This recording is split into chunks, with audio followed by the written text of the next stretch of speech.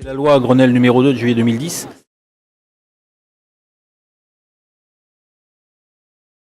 qui a imposé effectivement l'obligation de respecter les normes d'insertion paysagère pour tous les terrains de camping, même ceux qui étaient effectivement existants. La loi Grenelle numéro 2 emporte une obligation de respecter les normes d'insertion paysagère à l'aube 2018, donc au mois de juillet 2018, et pour tous les terrains de camping qui auraient des travaux d'aménagement réalisés, le dispositif réglementaire impose le dépôt d'un permis d'aménager simplifié avant de réaliser effectivement les travaux. Ce permis d'aménager simplifié devrait être déposé avant le mois de juillet, le 12 juillet 2013, avec derrière un délai donc, de 5 ans pour réaliser les travaux. Le dépôt du permis d'aménager simplifié d'abord, d'une part, et c'est très important, ne peut pas remettre en cause l'existence même du terrain de camping.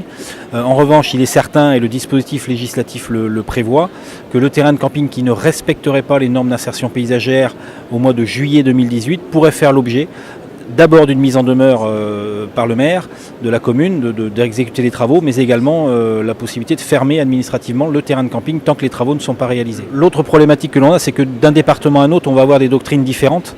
Donc il va falloir s'adapter effectivement aux services administratifs, département par département. Et puis on va avancer petit à petit et élaborer peut-être au niveau de la profession notre propre doctrine. Mais il est certain qu'il y a certaines notions, notamment les notions d'alignement accessif des hébergements, la notion d'essence locale au niveau de la végétation qui pose effectivement certaines interrogations.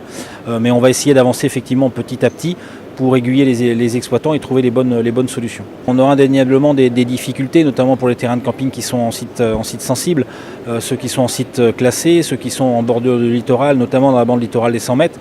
On risque d'avoir effectivement des textes réglementaires qui vont venir en contradiction avec ce dispositif législatif issu du Grenelle numéro 2, et il va bien falloir qu'on trouve effectivement des compromis avec les communes ou avec les services de l'État qui seront en charge des dossiers. Les normes d'insertion paysagère sont d'abord, à mon sens, la contrepartie du statut de la résidence mobile de loisirs qui a été mis en place à partir du mois d'octobre 2007. Donc c'est vrai que le mobil-home ayant maintenant un statut plutôt favorable à la profession, jusqu'à preuve du contraire, la contrepartie de cet apport favorable de la réglementation, c'est des contraintes, c'est ces contraintes d'insertion paysagère.